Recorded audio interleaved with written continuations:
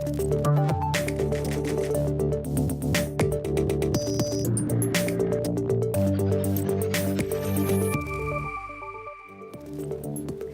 evening, I'm Grace Brown in Hong Kong and welcome to View TV News. Coming up on tonight's show.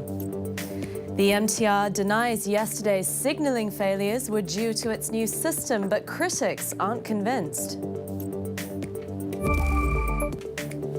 The chief executive hits back at criticisms on the unsold residential site at the Peak, saying it was following market rates. And stepping up surveillance in Hong Kong, sources say an elite police unit is now tasked with monitoring those calling for independence. Thank you for joining us. First up tonight, backlash over MTR's signalling failures yesterday continues to grow. Lawmakers are accusing the rail giant of hiding risks about its new signalling system. MTR claims the meltdown had nothing to do with the new system, saying their current computers were simply overloaded. Evelina Lung reports. Hong Kong was thrown into chaos yesterday after 4 major train lines were hit with severe delays during rush hour. The MTR Corporation is now blaming a software and settings issue for the meltdown.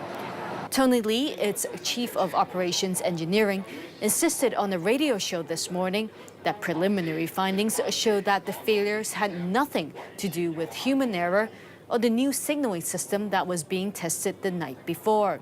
Instead, he said the existing systems from different lines started sending loads of data to one another, trying to synchronize. And that ate up huge amounts of resources in the computers, causing them to become unstable. Lee called the situation unprecedented and said the data will be sent to the systems designer in France for analysis. However, MTR did admit that there was a delay in announcing the signaling failures and promised a review of its contingencies. The government stressed again that it will follow up on the matter seriously. My colleagues are working with MTR to find out the cause of the incident. I understand MTR has also asked experts to help probe the failures. But critics are still suspicious of the new signaling system and accuse the rail giant of being dishonest. If there's problems with one line, it could affect the others. I think that's really serious, and I think the MTR didn't explain this clearly, or maybe even tried to hide it from us. Civic Party's Tanya Chan, who's also on the transport panel, said the railway company should stop testing the new system until they figure out what really went wrong. Evelyn Lang, View TV News. Talking about transport, the Hong Kong-Zhuhai-Macau Bridge opening ceremony is set to take place next Tuesday, but it seems there's still much to be done. Here in Hong Kong, signs on the Chun Mun to Chek Lap Kok link connecting the Northwest New Territories to the mega bridge are still missing, but the government insists this will not affect the running of infrastructure or increase traffic jams elsewhere. It's a similar situation in Macau, where 3 out of 4 links are still incomplete, but officials don't seem worried. The government is being overly optimistic because it thinks that only tour coaches will use the bridge. But you can't rule out other vehicles using this new infrastructure as well. Also, there will be more and more travelers using this new bridge, and that will increase the number of buses. We're worried that the roads in Macau won't be able to handle the demand. Chief Executive Carrie Lam has defended the government's pricing of a residential site on the Peak after it scrapped the sale yesterday. The Lands Department has been criticised for pushing up housing prices after it pulled the Mansfield Road plot, saying none of the bids met its reserve price. But Lam rejected claims the price tag was set too early and too high, insisting it's only set on the last day of the tender. Today, she insisted the reserve followed the market rate. The CE also hit back at criticisms by developers that the price did not take into account the new vacancy tax. What I find even more incomprehensible is that the vacancy tax was set so that new homes can be released into the market as soon as they're built. Hong Kong's housing supply is tight. There's no reason we should allow property developers to hold on to empty units. I can't see any direct linkage between the vacancy tax and land price, but developers often have unique ways to interpret the market and land prices. Earlier this morning, Carrie Lam paid tribute to those who died defending Hong Kong during the war between 1941 and 1945. It's Chung Yung Festival today, a day to remember those who've passed. And at the annual ceremony at the City Hall Memorial Garden, there was a moment of silence followed by a gun salute. The CE then laid a flower wreath at the ceremony before Chief Justice Geoffrey Ma and Beijing's Liaison Office Director Wang Zhimin, among others. As the government pushes to nip any talk of independence in the bud, sources say an elite police unit is now being used to monitor activists. According to a Reuters report, there are growing concerns over whether Hong Kong authorities are turning to Big Brother tactics. Here's Michelle Hennessy with more. Hong Kong's crackdown on dissent is taking new heights with the deployment of an elite security unit for political surveillance. The police force's so-called security wing, known traditionally for tasks like counter-terrorism, is now being used to monitor those who see an independent future for Hong Kong. It's ringing alarm bells for critics who say Hong Kong's government is parroting China's ideologies. Reuters' James Pomfret has been speaking to officials in the city. What we're hearing is that this security wing is actually doing a lot of work now that is rather secretive and work that they've not readily disclosed even to lawmakers in an attempt to clamp down even more on these so-called radical activists. The former British colony was handed back to China in 1997 and is supposed to enjoy wide-ranging autonomy under the one country, two systems rule. But sources told Reuters the security force has led surveillance and monitoring operations against more than a dozen groups as the government hews closer to Beijing. A group of health experts is urging the government to expand its student vaccination subsidy scheme ahead of the winter flu season.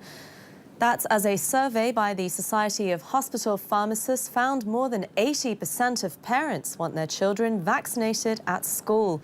The group says the enhanced vaccination subsidy scheme should cover both primary and secondary school kids instead of only those aged 12 or below. Members also suggested introducing the nasal spray vaccine into the system, saying it could make large-scale vaccination in a school setting faster and easier. According to their data, the clinical data, they show that the efficacy of the nasal spray vaccine is about 70% in average, so which is similar to the injection. For the nasal spray, I think it is more convenient. It won't cause any pain. It can be administered quickly. Coming up next, the latest from the world of business.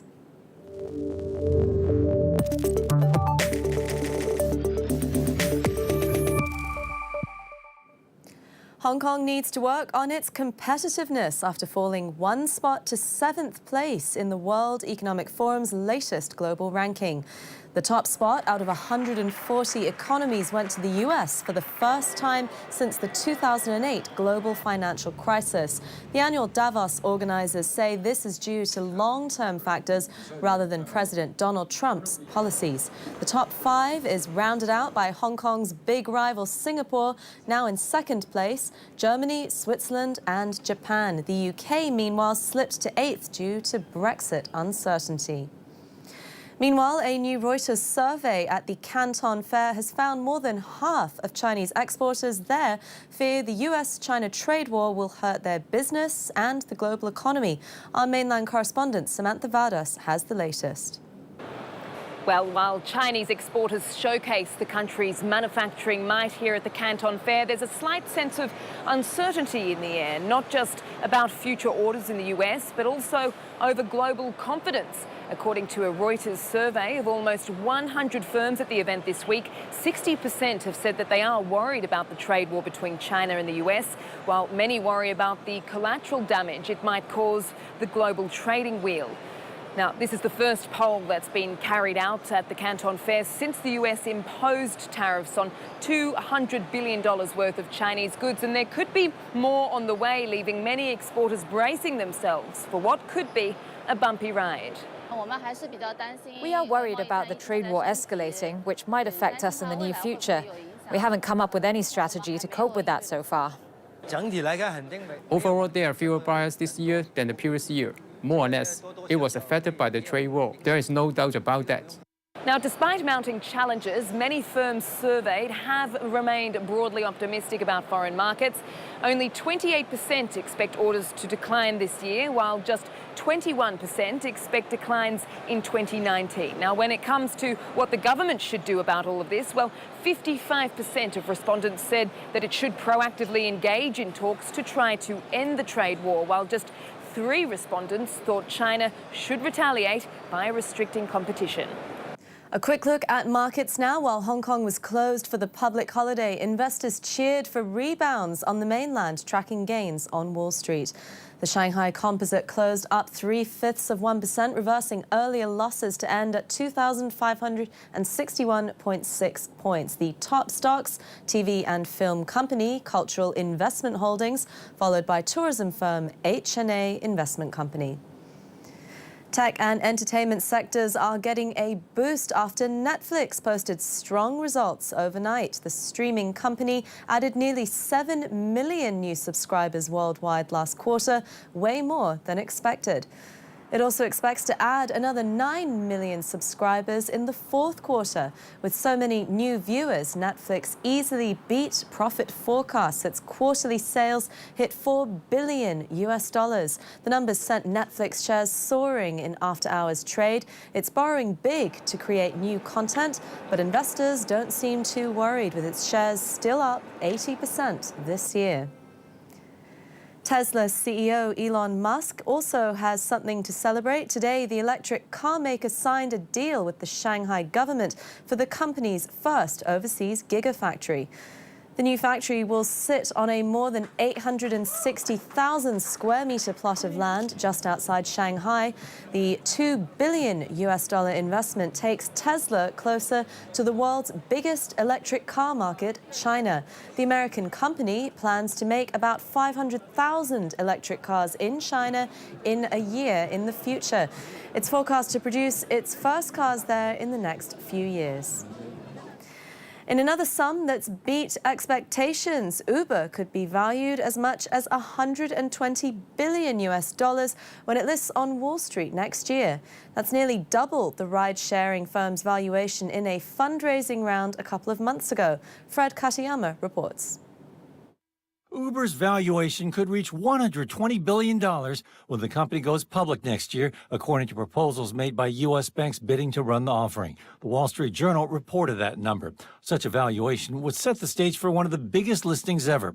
Uber declined to comment. Kelly Blue Book's Akshay Anand. Ride-sharing, autonomous, kind of the future of mobility, these are things that have the potential and will change our lives on par with, the creation of the internet, the creation of trains, automobiles, and everything. These are things that are going to fundamentally impact human lives. So no, it's not really a surprise that we're seeing such massive numbers, given that this could be something that so many people use across the world. Uber and its smaller rival Lyft are expected to go public in 2019. Both companies have taken hits to their bottom lines to attract drivers and enter new markets, but they've also made strides in narrowing their losses. Time for a short break now, but when we return, we'll have the latest on missing Saudi journalist Jamal Khashoggi, a key topic for the U.S. Secretary of State as he goes from Riyadh to Ankara. Stay with us.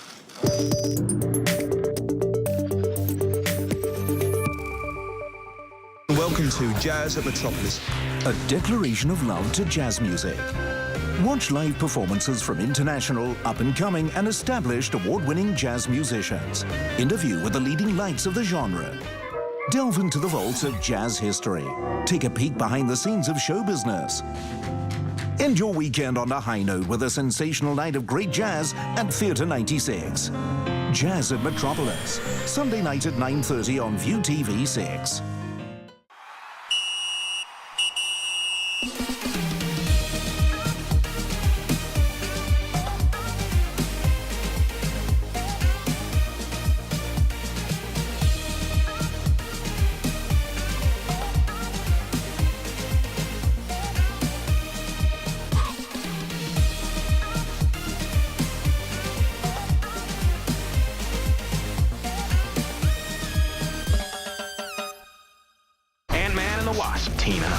The dynamic duo saves the day with wit and humor.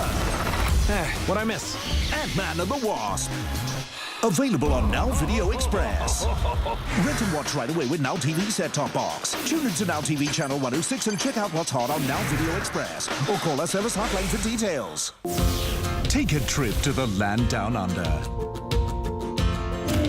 Behind every native animal surviving in the wild. Can we talk about this?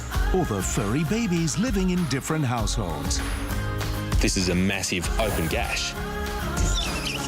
I don't think a positioning is too bad.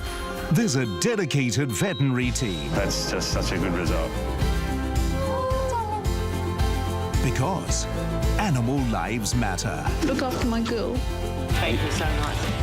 Bondi Vet, Friday night at 8:30, Saturday and Sunday night at 8 on View TV 6. The most amazing skills, tricks and stunts in the extreme sports scene today. Fascinating and dazzling moments that will get your heart racing. Super fluidity and transcendent experience that will leave you in awe.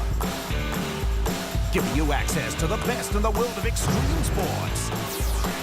Saturday and Sunday at 1:30 on View TV 6. Being butt ugly wasn't what I wanted to be noticed for. When an ugly duckling becomes a beautiful swan. Now, I was Insta-famous. Being a social media superstar, there is a price to pay. With tons of online followers, but no real-world friends. Stupid idiot was me. Can a marketing guru possibly help? But if you don't like me, just change me. Selfie, Saturday night at 9 on View TV 6.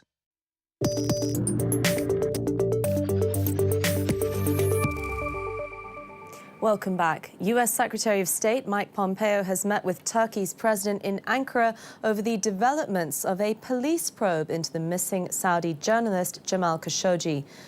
Pompeo had arrived from Riyadh, where he met with Saudi King Salman and the Crown Prince earlier. Khashoggi, a U.S. resident and outspoken critic of the prince, disappeared after entering the Saudi consulate in Istanbul on October 2nd. Before Pompeo left Riyadh, he told reporters the Saudis gave their word to hold anyone accountable in the case. And they made a commitment. They said they would do that. They said it would be a thorough, complete, and transparent investigation. We'll all see the results of that. They made a commitment that they would show the entire world the results of their investigation. They also indicated they would get this done quickly. I don't know the precise timeline, but they indicated that they understood the importance of getting that done in a timely, rapid fashion so that they could begin to answer important questions.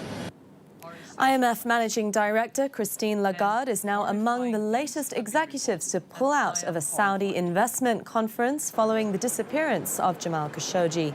That's after other banking executives, including those from HSBC, Standard Chartered and Credit Suisse, abandoned the event scheduled for later this month. Some companies, meanwhile, fear they may suffer because of their Saudi exposure, such as Swiss chemical maker Clariant. The company's anchor shareholder is Saudi Arabia.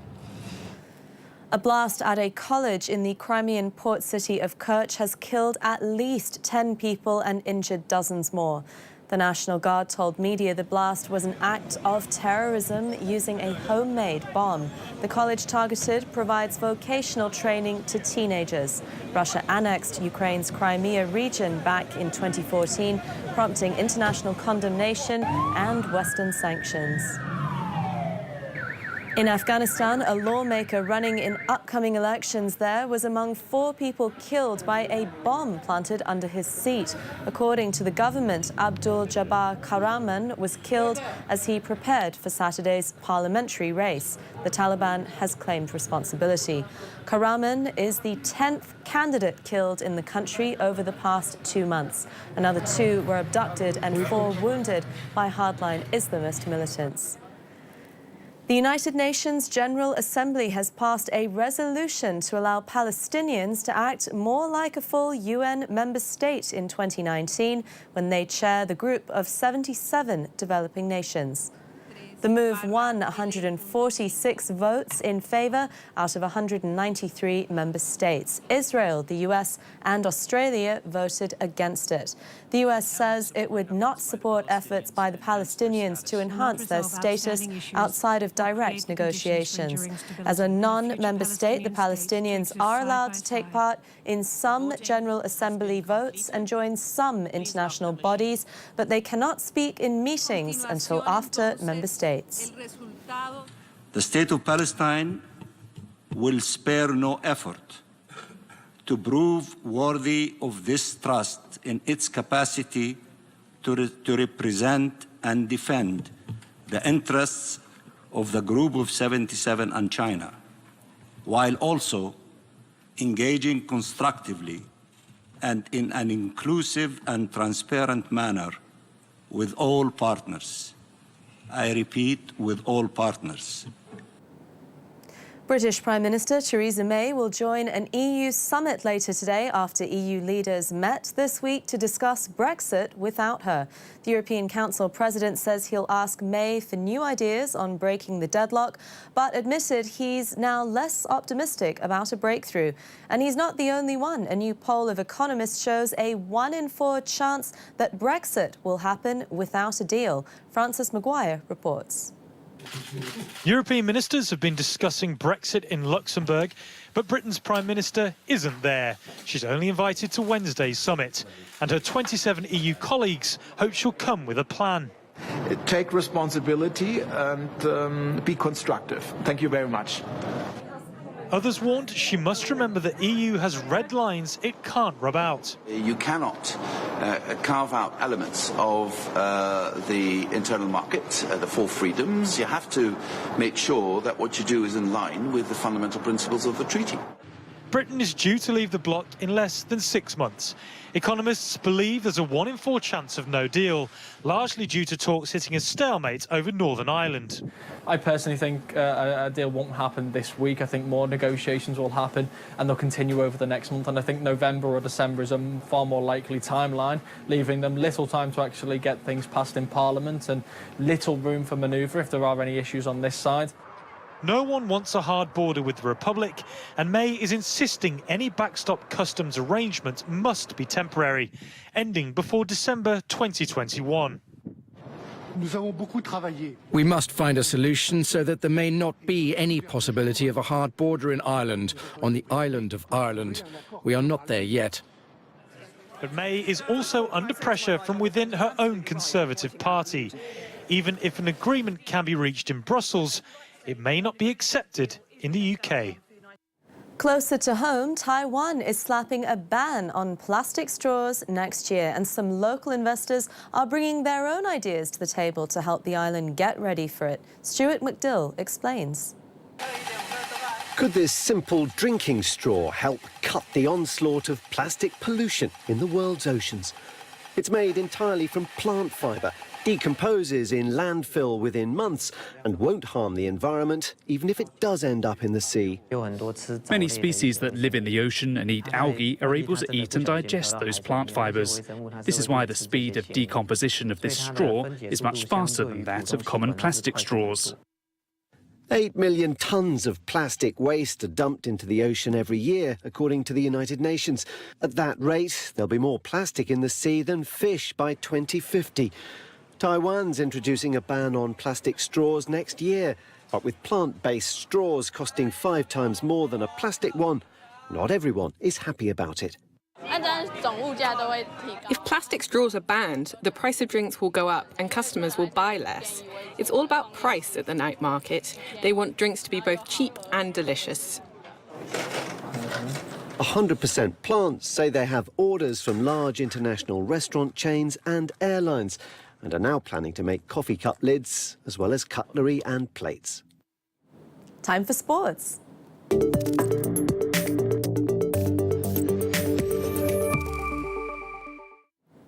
Football first, world champions France fought back from a goal down to beat Germany 2-1 in their UEFA Nations League match at the Stade de France. The German side started strongly with Toni Kroos earning the first goal from the penalty spot, but the French did not lose confidence even as the Germans came close to a second. Forward Antoine Griezmann equalised with a fine header just past the hour. The 27-year-old then scored another with a penalty late in the game to kill off the visitors' hopes of reaching the semi-finals. The French remain unbeaten in the Nations League, but the Germans are undergoing pressure at the bottom of their group. I can say in the first half we could have gone to 2-0, but France has a lot of individual qualities, and if we don't pay attention, we are already punished. That's what happened to us. Staying with the Nations League, neighbours Wales and the Republic of Ireland had a tense battle in Cardiff. They spent the better part of the game trying to break the deadlock, with Welshman Harry Wilson settling it with a free kick. Wales have racked up a total of 3 points, 2 more than the Republic of Ireland. That's it for now. Goodbye.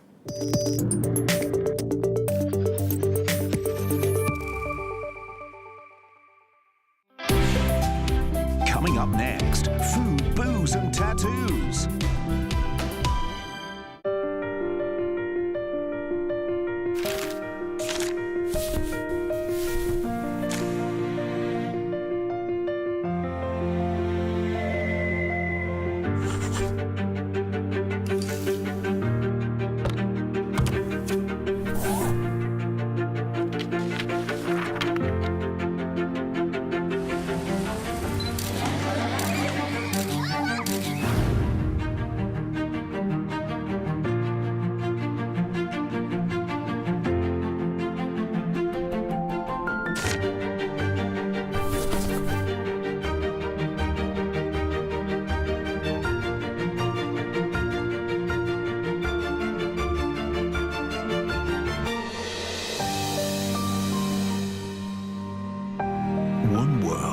Infinite visions.